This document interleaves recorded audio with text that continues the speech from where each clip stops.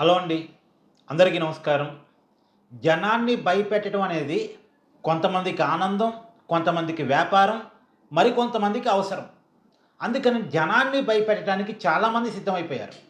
నిన్న రాజ్యసభలో నరేంద్ర మోడీ గారు, మన దేశ ప్రధాని, ఆయన ప్రస్తుతం కోవిడ్ తరహా సిట్యుయేషన్ వచ్చినా సరే మనం సిద్ధంగా ఉండాలి అంటూ పశ్చిమాసియా దేశాల యుద్ధం ఫలితంగా, అక్కడున్న పరిస్థితుల ఫలితంగా మనకాడొస్తున్న చమురు, గ్యాసు సమస్యని ప్రస్తావిస్తూ మాట్లాడారు. అంటే మన ప్రజల్ని కొద్దిగా సిద్ధం చేయటానికి ఒక సంకేతాలు పంపించారు మోడీ గారు.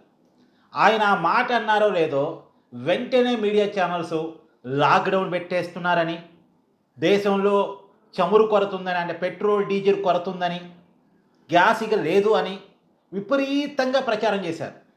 అసలు లాక్‌డౌన్ అనే హెడ్డింగ్ పెట్టి ప్రచారం చేశారు. ఇప్పుడు సోషల్ మీడియాలో ప్రచారం జరగటం వేరు. సోషల్ మీడియాలో ఇంత ఉన్నదాన్ని ఇంతగా క్రియేట్ చేసి చెప్తా ఉంటారు. జనరల్‌గా జరిగేది.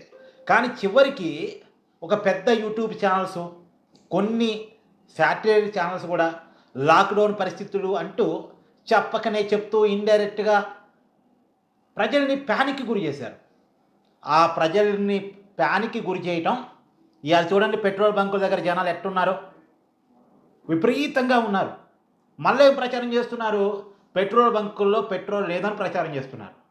అవునండి. రోజుకి 50 వెహికల్స్ వచ్చే చోటికి 100 వెహికల్స్ వచ్చి, రోజు 100 లీటర్లు అడిగే చోట 500 లీటర్లు డిమాండ్ ఏర్పడిందనుకోండి.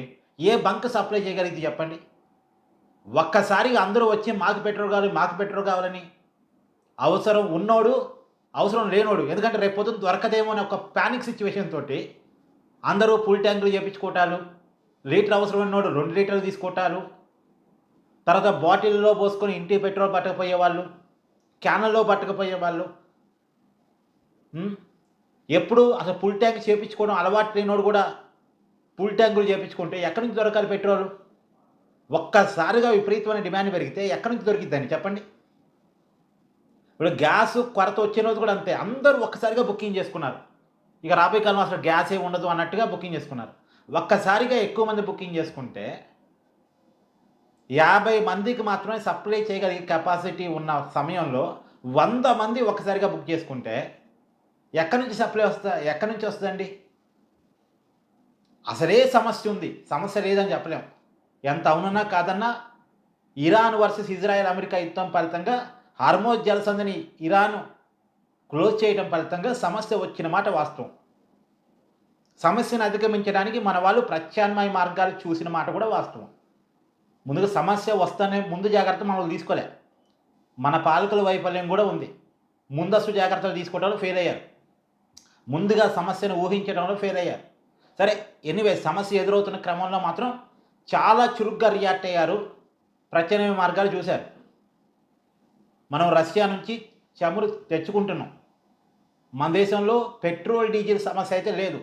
గ్యాస్ సమస్య వరకు ఉంది. అది పక్కా గ్యాస్ సమస్య అయితే ఉంది.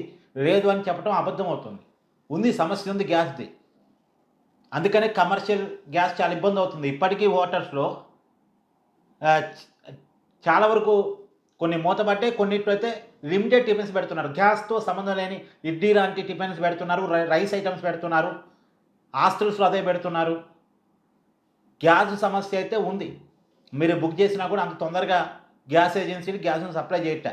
డొమెస్టిక్ ఇబ్బంది లేదని ప్రభుత్వాలు చెప్తున్నాయి. కానీ డొమెస్టిక్ కూడా ప్రాబ్లమ్ ఉంది. కమర్షియల్‌కి ఎక్కువ ప్రాబ్లమ్ ఉంది. డొమెస్టిక్‌కి తక్కువ ప్రాబ్లమ్ ఉంది. అయితే ఈ సమస్యని భూతద్దంలో పెట్టి చూడాల్సిన అవసరం లేదు. ఈ సమస్య కేవలం మన దేశంలోనే కాదు, ప్రపంచవ్యాప్తంగా ఉంది. మీకొక ఎగ్జాంపుల్ చెప్తా. ప్రపంచంలో ఇప్పుడు ఎక్కువ సఫర్ అవుతుంది అమెరికా గూడా. అమెరికాలో 40% పెట్రోల్, డీజిల్ రేట్లు పెరిగాయి. 40% మన దేశంలో ఏం పెరగలే. మన దేశంలో పెరిగిందెంత? పవర్ పెట్రోల్ ఒక రూ. 2, రూ. 2, రూ. 4 పెరిగినట్టుంది.